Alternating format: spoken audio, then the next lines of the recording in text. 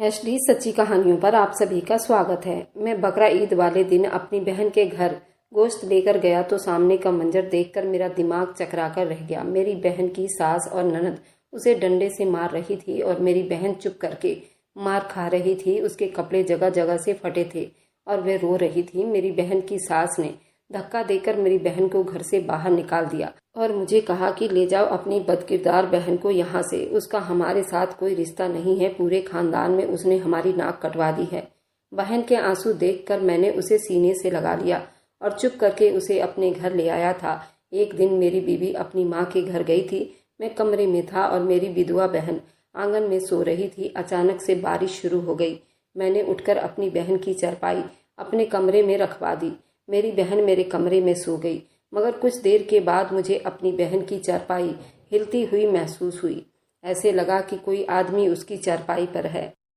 मैंने उठकर जैसे ही कमरे की लाइट ऑन की, सामने बहन को देखकर मेरा दिल फट गया, क्योंकि उसकी चारपाई पर तो एक। अब सुनिए पूरी कहानी। मेरा नाम आसिफ है, मुरादाबाद का रहने वाला हूँ। माँ बाप की मौत के बाद मेरी एक बहन थी जिसकी मैंने शादी करके उसे अपने घर विदा कर दिया था। मैंने खुद भी शादी कर ली थी। मेरे खुद के 3 बच्चे थे, मगर मेरे घर में सिर्फ और सिर्फ मेरी बीवी की ही चलती थी। हमेशा से ही एक कमज़ोर आदमी रहा हूँ। मेरी बीवी के आगे कभी मेरी एक ना चली थी।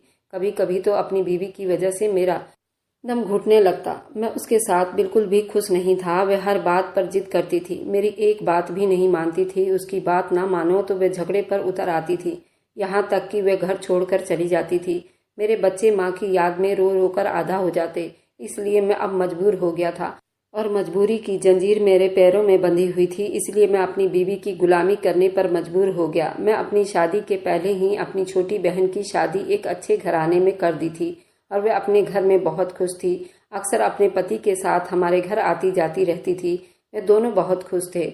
बस उनमें एक कमी थी कि उनकी औलाद नहीं थी। मैं हर वक्त यही दुआ करता था कि अल्लाह ताला मेरी बहन को भी औलाद से नवाज दे। ऐसे ही दिन बीत रहे थे। मीठी ईद से 2 दिन पहले मेरे बहनोई का एक्सीडेंट हो गया था। उनके मौके पर ही मौत हो गई थी। फिर मेरी छोटी बहन विधवा हो गई थी। इसलिए ये गम किसी कयामत से कम नहीं था। शौहर की वफात के बाद अपने ससुराल में ही इद्दत में बैठी हुई थी। पता नहीं मेरी बीवी को क्या हुआ था। अब वो मुझे अपनी बहन के घर भी नहीं जाने देती थी, न खुद जाती थी। लेकिन मैं हर दूसरे दिन छुपकर अपनी बहन से मिलने जरूर जाता था। मेरी बीवी को डर था, अगर मेरी बहन को उसके ससुराल वालों ने निकाल दिया तो वो हमारे घर आ जाएगी। इसलिए उसने मुझे साफ साफ कह दिया था कि तुम अपनी बहन के घर पर थोड़ा आना जाना कम कर दो, उसे अपने हाल पर छोड़ दो। ये ना हो कि तुम्हारी बहन तुम्हारे गले पड़ जाए। हमारे बच्चे जवान हो रहे हैं, तुम बस अपने बच्चों की फिक्र करो। बीवी की बात सुनकर मुझे बहुत दुख हुआ था। मैं कैसे अपनी बहन को अकेला छोड़ सकता था। मेरी एक ही तो बहन थी जिसे मैंने बड़े प्यार से पाला था। बकरा ईद वाले दिन मैं ईद की नमाज पढ़कर मैंने बकरे की कुर्बानी की थी। मैं सोच रहा था कि मैं अपनी बहन के घर ये सिरनी लेकर कैसे जाऊं। मैंने अपने दिमाग में ये सोचा कि मैं अपनी बीवी से झूठ बोल देता हूं और अपनी बीवी से कहा कि मैं अपने एक दोस्त के यहाँ सिरनी देकर आता हूँ। मगर मेरी बीवी बहुत तेज थी। जब मैं घर से निकलने लगा तो वो मुझे कहने लगी, झूठ बोलने की क्या जरूरत थी, तुम सच भी तो बोल सकते थे, अपनी बहन को मिलने जा रहे हो। मैंने उसकी बात का कोई जवाब नहीं दिया था। मैं बकरा ईद वाले दिन कोई बहस नहीं करना चाहता था, इसलिए मैं चुप करके अपनी बहन के घर चला गया। सारा रास्ता मेरी आंखों में आंसू बह रहे थे। मैं रास्ते भर लोगों को देखता जा रहा था। सब ने नए नए कपड़े पहने हुए थे और मेरी बहन ने आज के दिन तो नया सूट भी ना पहना होगा। मैंने बकरे का गोश्त तो लिया ही था, उसके बाद फ्रूट भी खरीद लिया था। बहन के घर खाली हाथ जाना भी अच्छी बात नहीं थी। पहले भी उसकी सास बहुत खड़ूस थी, बात बात पर उसे गरीबों की ताने देती थी। अब तो उसके शौहर की भी मौत हो गया था, जो उसकी साइड लेकर अपनी माँ को चुप करवा देता था। खैर मैं अपनी बहन के घर पहुंच चुका था, मगर वहां गया तो एक तमाशा खड़ा था। मेरी बहन का सारा ससुराल जमा था और वे लोग मेरी बहन को मारपीट कर रहे थे। ये देखकर मेरी आंखें खुली की खुली रह गई थी। फिर मेरी बहन की सास ने मुझ पर एक ऐसा धमाका किया कि मेरा दिमाग चकरा कर रह गया। वह कहने लगी कि रात को तेरी बहन का आशिक चुपके से उससे मुलाकात करने आया था। मैंने खुद तेरी बहन को रंगे हाथों पकड़ा है। अभी मेरे बेटे को गुजरे 3 महीने भी नहीं हुआ है और उसने रंगरलियां मनानी शुरू कर दी है। मुझे तो पूरा यकीन है कि मेरे बेटे की मौत की वजह भी यही है, इसलिए मैं अब उसे ज्यादा बर्दाश्त नहीं करूंगी। मैंने तो ये सोचकर उसे घर में जगह दी थी कि मेरे बेटे की विधवा है, लेकिन उसने तो हमारी इज्जत को ही खाक में मिलाकर रख दी है और हमारी इज्जत पर दाग भी लगा दिया। हमारे घर में जवान बच्चियां मौजूद है। अब तुम अपनी बहन को अपने साथ ले जाओ। मैं अपनी बहन की सास की बातों पर बहुत हैरानी से अपनी जवान बहन को देखा था, जिसकी नंद ने उसे इस तरह मारा था। उसका चेहरा सुर्ख पड़ गया था, कपड़े जगह जगह से फट चुके थे। मैंने अपनी बहन की सास को समझाने की बहुत कोशिश की, आपको कोई गलतफहमी हुई होगी, लेकिन वह तो हमारे खानदान पर ही कीचड़ उछाल रही थी। उनका कहना था कि उन्होंने मेरी बहन हाजरा को किसी गैर मर्द के साथ खुद पकड़ा है। मैंने बहन की तरफ देखा तो उसने चुप से अपनी आंखें नीचे कर ली थी और अपनी सास के इल्जाम को झुटलाया तक नहीं था। मैंने हाजरा से पूछा कि क्या तुम्हारी सास सच कह रही हैं, लेकिन वह फिर भी खामोश थी। उसकी खामोशी उसे गुनहगार साबित कर रहे थे। उसके ससुराल वालों ने उसको बालों से पकड़कर मेरे सामने फेंक दिया था और कहने लगे कि उस बदजात को अपने साथ ही ले जाओ, मरता क्या न करता। मैं अपनी बहन का हाथ पकड़कर उसे अपने घर ले आया। मेरी बीवी जो घर में बैठी थी, जब उसने मेरे साथ मेरी विधवा बहन को देखा तो खूब हंगामा किया और कहने लगी, पहले ये अपने शौहर को खा गई और अब आप उसे हमारे घर लेकर आ गए हैं। उसके ससुराल वाले तो उसे रखना ही नहीं चाहते थे, क्योंकि उन्हें अपने बेटे की जायदाद वाला हिस्सा उसे देना पड़ता। आपको उसे वहीं छोड़ देना चाहिए था। अब मैं अपनी बीवी को क्या बताता कि उसकी सास ने उस पर क्या इल्जाम लगाया था। मैंने अपनी बीवी से कह दिया कि कुछ साल ये यहीं रहेगी, फिर उसकी दूसरी शादी का बंदोबस्त कर दूंगा। ये बात मेरी बीवी को बर्दाश्त तो ना हुई थी, लेकिन मजबूरन चुप कर गई थी। हमारे घर में 2 ही कमरे थे और एक आंगन था। बहन की शादी के बाद उसका कमरा हमने अपने बच्चों के हवाले कर दिया था, इसीलिए जब हाजरा आई तो उसके लिए कोई कमरा नहीं था। मैंने अपनी बीवी से कह दिया कि उसे बच्चों के साथ ही एडजस्ट कर दो, लेकिन मेरे बच्चों ने साफ मना कर दिया। कहने लगे, पापा आप बुआ को अपने कमरे में रख लीजिए। अब मैं अपनी बहन को अपने कमरे में कैसे रखता, इसलिए मेरी बीवी कहने लगी, हाजरा के लिए मैं आंगन में चारपाई डाल दूंगी, वह आराम से सो जाएगी, आप फिक्र ना करें। ये बात मुझे अच्छी तो नहीं लगी थी, लेकिन मेरे घर में मेरी बीवी की ही चलती थी, इसलिए मैंने कुछ ना कहा और हाजरा भी चुप रह गई। मैं अब तक समझ नहीं पाया था कि जो इल्जाम हाजरा की सास ने उस पर लगाए थे, हाजरा ने उन लोगों से अपने सफाई में कुछ क्यों नहीं कहा था, क्यों नहीं बताया कि उसका कोई आशिक नहीं है। क्या हाजरा की सास सच कह रही थी? इन सवालों ने मुझे बहुत परेशान कर दिया था, मगर मैंने अपनी इस परेशानी को अपने चेहरे पर नहीं आने दिया था, क्योंकि अगर मेरी बीवी को इस बारे में पता चल जाता तो वह तो हाजरा को आंगन में भी जगह देने को तैयार न होती, बल्कि उसे घर से ही निकाल देती। हाजरा को आए हुए 2 दिन गुजर गया था। मेरी बीवी ने सारे घर की जिम्मेदारी उस पर डाल दिए। रसोई से लेकर सफाई का काम उसके हवाले करके मेरी बीवी बेफिक्र हो गई थी और हाजरा भी चुप से सारे घर के कामकाज करने लगी, क्योंकि उसे भी मेरी बीवी की फितरत का अच्छी तरह से पता था। ये सब बातें मुझे अच्छी तो नहीं लगती थी, लेकिन मैं फिर भी एक शब्द कहने की हिम्मत नहीं रखता था, इसलिए अपनी बहन को नौकरानी बनते देखने लगा था। एक दिन मैं काम पर से लौटा तो मेरी बीवी बहुत अजीब सी बात करने लगी और कहा कि मुझे हाजरा के रंग ढंग बिल्कुल भी ठीक नहीं लगता। ऐसा लगता है जैसे शोहर के मरने के बाद वे आवारा हो गई है। अपनी बीवी के मुंह से ये बात सुनकर मैं गुस्से से उसे देखने लगा और कहा कि क्यों इस तरह की बातें कर रही हो? मेरी बहन विधवा है, अभी उसकी इद्दत खत्म नहीं हुई है और तुम उसके बारे में ये सब बातें कैसे कर सकती हो? मेरी बीवी ने मुंह बनाया और कहने लगी, मैं ये सब सच कह रही हूँ जो मैंने अपनी आंखों से देखा है। अगर मेरी बात पर विश्वास नहीं करना तो ना करो, जल्दी ही तुम्हें खुद हकीकत का पता चलेगा, तब बैठकर अपना सर पीटना। मैंने गुस्से में पूछा था, आखिर तुम कहना क्या चाहती हो? वह कहने लगी, तुम्हारी बहन किसी से छुप छुप कर मुलाकात करती है, जल्दी कोई रिश्ता देखो और उसे यहाँ से चलता करो, उससे पहले कि बदनामी का ढोल हमारे सर बज जाए। बीवी की बात पर मुझे हाजरा की सास की भी बात याद आ गई थी। कुछ ऐसा ही उन्होंने भी कहा था। कुछ देर के लिए मैं बिल्कुल ही चुप हो गया और फिर अपनी बीवी से कहा कि हाजरा की इद्दत पूरी होने दो, उससे पहले मैं उसकी शादी का सोच भी नहीं सकता हूँ। मेरी बीवी बड़ी जोर से हंसी और कहने लगी, तुम्हें उसकी इद्दत का ख्याल है, लेकिन उसे अपनी इद्दत की परवाह नहीं। तुम बैठकर यही सोचते रहो और तुम्हारा मुंह काला करके निकल जाएगी और हम हाथ मलते रह जाएंगे। बहुत कड़वे शब्द में ये बात कह रही थी। मेरी बीवी बच्चों के कमरे में चली गई थी और मैं सोच में डूब गया था। क्या वाकई मेरी बहन का किरदार ठीक नहीं था? क्या उसका किसी के साथ कोई चक्कर था? या कैसे मुमकिन था? उसकी सास और मेरी बीवी दोनों एक ही जैसी बातें कर रहे थे। जबकि मैंने तो अपनी बीवी को ये तक नहीं बताया था मैं हाजरा को उसके ससुराल से क्यों लाया हूँ। मैंने सोच लिया था मैं अकेले में हाजरा से बात करूंगा और पूछूंगा ये क्या मामला है।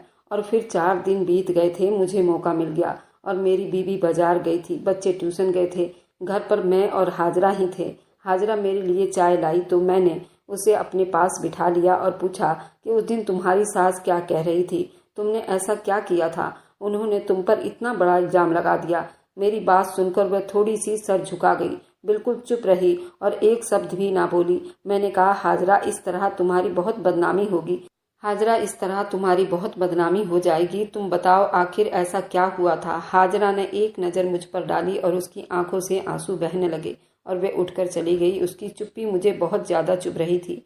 अगर वो मुझे खुलकर सारी सच्चाई बता देती तो मैं अपनी बीवी का मुकाबला भी करता, लेकिन उसकी खामोशी तो उसे ही चोर साबित कर रहे थे। मेरे बहुत पूछने पर भी उसने कुछ नहीं कहा था और फिर ऐसे ही दिन बीतने लगे थे।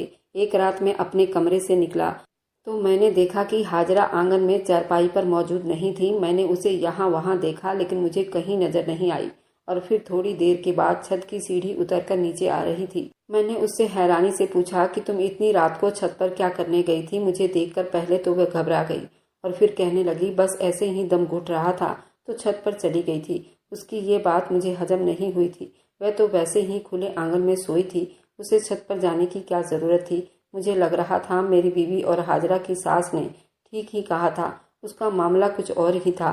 लेकिन जब तक मेरे पास कोई सबूत ना होता मैं अपनी बहन से ऐसी कोई बात नहीं करना चाहता था। कुछ दिन और बीते, फिर एक दिन मेरी सास की तबीयत बहुत ज़्यादा खराब हो गई। मेरी बीवी कहने लगी मैं अपनी माँ के घर रहने जा रही हूँ, लेकिन बच्चों के इम्तिहान हैं इसलिए बच्चे यहीं पर रहेंगे, हाजरा बच्चे संभाल लेगी। मैंने कह दिया कि ठीक है चली जाओ और फिर वह चली गई। मौसम कुछ बरसात का बन रहा था इसलिए उसके जाने के बाद मैंने हाजरा से कहा ऐसा ना हो आधी रात को बारिश हो जाए, पहले ही मैं तुम्हारे बिस्तर अपने कमरे में लगा देता हूँ, तुम सुकून से मेरे कमरे में सो जाना। हाजरा रसोई समेट कर निकली थी। मेरी बात पर राजी हो गई और फिर मैंने हाजरा की चारपाई अपने कमरे में ही डाल दी थी। आधी रात को मुझे ऐसा महसूस हुआ जैसे हाजरा जाग रही हो और उसकी चारपाई हिल रही हो। कमरे में पूरा अंधेरा था इसलिए मैं ये सोचकर चुप से अपने बिस्तर पर लेटा रहा, शायद उसे भी मेरी तरह नींद आ रही होगी। कुछ देर तक उसकी चारपाई पर हलचल होती रही, फिर सन्नाटा छा गया तो मुझे भी नींद आ गई। अगली सुबह जब सब कुछ मामूली के हिसाब से था मगर हाजरा की आंखें सुर्ख लाल हो रही थी, शायद जागने की वजह से ऐसा हुआ था, इसलिए मैंने उसे कुछ न पूछा। लेकिन फिर अगली रात भी मुझे ऐसे ही महसूस हुआ जैसे हाजरा अपनी चारपाई पर कुछ कर रही हो, लेकिन मैं चुप रहा। फिर तीसरे दिन जाकर मुझसे रहा नहीं गया कि हाजरा इतनी रात को क्यों जाग रही है और वे क्या करती है। मैंने मोबाइल की टॉर्च जला दी और सामने का मंजर देखकर मैं शर्म से पानी पानी हो गया। रात के अंधेरे में मेरी बहन अपनी चारपाई पर बैठी एक सूखी रोटी तोड़कर खा रही थी। मैंने अपनी बहन को इतनी कड़क बासी रोटी खाते हुए देख रहा था। मैं उठकर उसके सिरहाने पहुंचा। वह घबराकर अपने दुपट्टे में रोटी छुपा गई थी। मैंने हाथ से उसका दुपट्टा हटाया, उसमें एक बासी रोटी थी। वह मुझसे नजरें चुरा रही थी जैसे उसकी चोरी पकड़ी गई हो, उसने कोई बहुत बड़ा गुनाह कर दिया हो। मैंने हैरानी से पूछा हाजरा ये क्या है, अगर तुम्हें भूख लगी थी तो ढंग से खाना खा लेती, ये क्या कर रही हो तुम। मेरी बात पर वह रो पड़ी और रोते हुए कहने लगी मुझ पर भाभी ने खाना खाने के लिए पाबंदी लगा रखी है, मैं बचा हुआ खाना ही खाती हूँ, मुझे रातों को भूख लग जाती है इसलिए बासी रोटी तकिया के नीचे छुपा लेती हूँ और फिर चुपके चुपके आधी रात को खा लेती हूँ। उसकी बात सुनकर मेरा दिमाग घूम गया था और उससे कहा कि तुमने मुझे क्यों नहीं बताया कि तुम्हारी भाभी तुम्हें ढंग से खाना खाने नहीं देती।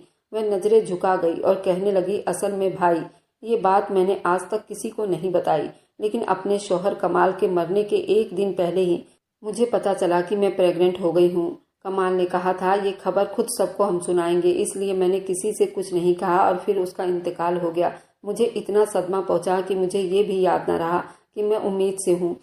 मुझ पर तो कयामत गुजर गई थी। और फिर जब कुछ दिन के बाद मैं संभली तो मेरे ससुराल वालों का ये रवैया मेरे साथ इतना बुरा था कि मैं चाह कर भी उन्हें नहीं बता सकी कि मैं उम्मीद से हूँ। मगर मेरी तबीयत कुछ खराब रहने लगी, हर वक्त मुझे दम घुटने का एहसास होता था। ऐसे ही एक दिन मैं अपने ससुराल की छत पर गई। मुझे नहीं मालूम था कि मेरी ननद ने अपने किसी आशिक को मिलने के लिए बुलाया होगा। इत्तेफाक से मेरी सास ने मुझे छत पर जाते देख लिया था और वह मेरे पीछे चली आई।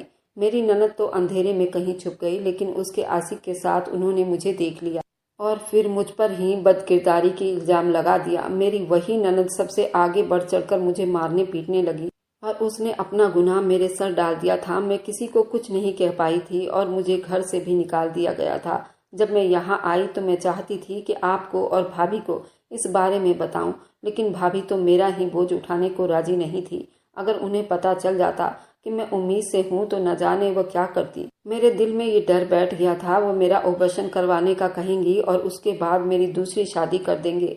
इसलिए मैंने ये हकीकत छुपा ली, क्योंकि मैं अपना बच्चा नहीं खोना चाहती थी। मुझे कमाल से बहुत मोहब्बत थी और ये बच्चा उसी की निशानी है। अब मुझे इस हालत में बहुत भूख लगने लगी थी। कभी मेरा दम घुटता था तो मैं छत पर चली जाती, कभी चुप चुप कर खाना खाने की कोशिश करती। आपको तो पता है, पड़ोस में मेरी दोस्त इकरा रहती है। मैंने उससे अपने प्रेग्नेंट होने का बताया था, इसलिए जब मुझे भाभी खाने को नहीं देती थी तो वो मुझे कुछ न कुछ खाने को दे जाती थी। भाभी को लगता है कि मैं छुप छुप कर किसी से मिलती हूँ और कोई नहीं है। वो मेरी सहेली इकरा है जो मेरे लिए खाने का इंतजाम कर देती है। मैं आपको ये बात इसलिए नहीं बता सकी क्योंकि अगर मैं ये सच्चाई आपको बता देती तो आपका घर खराब हो जाना था। मेरी वजह से आप भाभी से झगड़ा करते और भाभी की तो आदत ही ऐसी है, वह फौरन घर छोड़कर चली जाती हैं। मैं नहीं चाहती थी मेरे बाद आपका घर भी टूट जाए, इसलिए मैं चुप रही। और अब ये बच्चों की बचाई हुई रोटी मैंने तकिए के नीचे छुपा दी थी ताकि रात को इसे खाकर मुझे सुकून की नींद आ जाए। अंदाजा नहीं था कि आपको पता चल जाएगा। ये कहकर हाजरा बहुत जोर जोर से रोने लगी थी और मैं आगे बढ़कर अपनी बहन को सीने से लगा लिया था। मैं अपने आप पर काबू खो बैठा था, खुद भी फूट फूट कर रोने लगा था। मुझे मालूम नहीं था कि मेरे ही घर में मेरी बहन पर क्या जुल्म हो रहा है। उसने तो इतनी बड़ी सच्चाई मुझसे छुपा रखी थी। ये सब बातें तो मेरी बहन को उससे पहले ही बता देना चाहिए था, मगर वह मुझ पर विश्वास कैसे करती। कब मैंने खुद को अच्छा भाई साबित किया था, कब मैंने उसे दुनिया वालों से बचाया था। उसके विधवा होने पर भी मैंने उसे ससुराल वालों के रहमो करम पर छोड़ आया था और अब उसे घर लाया तो वह भी बहुत मजबूरी में लाया था। मैंने तो उसे अपने घर में हिफाजत भी नहीं दे सका था। कभी उससे नहीं पूछा था कि वह क्या खाती है, कैसे गुजारा करती है अपना। उसे किसी चीज की जरूरत तो नहीं है। अपने घर लाने के बाद मैंने उसकी तरफ से आंखें बंद कर ली थी, ये जानते हुए भी कि मेरी बीवी का रवैया उसके साथ कैसा है। मैंने कभी उसे दो बोल मोहब्बत के नहीं बोले थे। मुझे अपनी हर गलती और कोताही का एहसास हो गया था। मैंने उससे वादा किया था मैं उसका बहुत ख्याल रखूंगा, मैं खुद उसके बच्चे की जिम्मेदारी उठाऊंगा। सारी रात में उसके साथ बैठकर उसे दिलासा देता रहा। मैं खुद अपने हाथों से अपनी बहन को खाना बनाकर खिलाया था। मैंने फैसला कर लिया था जब मेरी बीवी आएगी तो मैं उसे दो टूक बात करूंगा। अगर वो मेरे साथ रहना चाहती है तो उसे मेरी बहन को भी इज्जत और मोहब्बत देना होगी, वरना अपने घर वापस लौट सकती है। और एक हफ्ते बाद जब मेरी बीवी लौटकर घर आई, मैंने उसको सामने बिठाया और खुद उसे बताया कि हाजरा प्रेग्नेंट है। ये सुनकर वह गुस्से में आ गई, कहने लगी अगर ऐसा ही है तो उसका बच्चा नुकसान करवा देना चाहिए। उसके बच्चे की जिम्मेदारी कौन उठाएगा, और एक बच्चे की माँ से तो कोई आसानी से शादी नहीं कर सकता। मैंने गुस्से से हाजरा को देखा और कहा कि अब मुझे दुनिया की परवाह नहीं है, मैं वही करूंगा जिसमें मेरी बहन की खुशी होगी। वह अपना बच्चा रखना चाहती है तो मुझे कोई हक नहीं पहुंचता कि मैं उसकी जिंदगी का फैसला करूं। और ये घर मेरे माँ बाप का है और इस पर हाजरा का पूरा हक है। मेरा दिमाग गर्म देखकर मेरी बीवी एकदम चुप हो गई। पहली दफा मैंने उससे ऐसे शब्द में बात की थी। मैंने उससे कहा कि तुम्हें हाजरा और उसके बच्चे से कोई परेशानी नहीं होगी। जल्दी ही मैं ऊपर एक छोटा सा कमरा बनवाकर हाजरा को दे दूंगा। ना ही वो तुम्हारी नौकरानी है और ना ही तुम उसकी सेवा करोगी, इसलिए तुम अपनी जिंदगी गुजारना, वह अपनी जिंदगी गुजारेगी। जब उसके लिए कोई अच्छा रिश्ता आएगा तो मैं खुद उसकी शादी कर दूंगा। ये कहकर मैंने बात ही खत्म कर दी थी। हाजरा जो दूर खड़ी थी उसके चेहरे पर सुकून आ गया था, क्योंकि मेरी बीवी मेरे ऐसे गर्म रवैये की वजह से बिल्कुल चुप हो गई थी। वह जान गई थी कि अब उसकी कोई धमकी मुझ पर नहीं चलेगी। उस दिन के बाद से मेरी बीवी का रवैया भी बहन से बहुत अच्छा हो गया था। फिर मेरी बहन ने एक छोटे से बेटे को जन्म दिया था। मेरे घर में बिल्कुल सुकून था। 1 साल बाद मेरे कजन असलम की माँ ने अपने बेटे के लिए हाजरा का रिश्ता मांगा तो मैंने उसकी शादी असलम से कर दी। आज वह अपने घर में और हम अपने घर में हंसी खुशी रह रहे हैं। मुझे तो इस किस्से में सारी अपनी ही गलती लगती है, क्योंकि अगर मैंने अपनी बीवी की इतनी ना सुनी होती, आज मेरी बहन के साथ ये सब कुछ ना हुआ होता। और उसको विधवा हो जाने के बाद ही अपने घर लेकर चला आता तो आज उसकी मजबूरी का फायदा किसी को नहीं उठाना था। उसकी सास नंद ने भी मेरी बहन की मजबूरी का फायदा उठाकर उससे मारपीट की और मेरी बीवी उस पर हुक्म चला रही थी। ये सब तो मेरी ही गलती थी। तो आप लोग बताइए कि मुझे आप लोग कौन सी सजा देंगे। ऐसे कई घरों में ऐसे ही माँ बहनें जहाँ पर इस तरह का अत्याचार होता रहता है और उनके पीछे बोलने वाला कोई नहीं होता, क्योंकि उनके खुद के अपने ही लोग होते हैं जो उन पर इस तरह के अत्याचार करते हैं। आप लोग बताइए कि आप लोग मेरे बात से सहमत हैं तो मुझे कमेंट में ज़रूर बताइएगा। अगर आपको आज की कहानी पसंद आई है तो वीडियो को ज़रूर लाइक कीजिएगा और अपने दोस्तों के साथ शेयर भी कीजिएगा। और हाँ, अगर आपने अभी तक हमारे चैनल को सब्सक्राइब नहीं किया है तो ज़रूर सब्सक्राइब कर लें। मिलते हैं हम अपनी कल की एक नई दिलचस्प कहानी के साथ। मुझ पर सदा अपना प्यार और स्नेह बनाए रखें। सभी को मेरा प्यार भरा नमस्कार दोस्तों।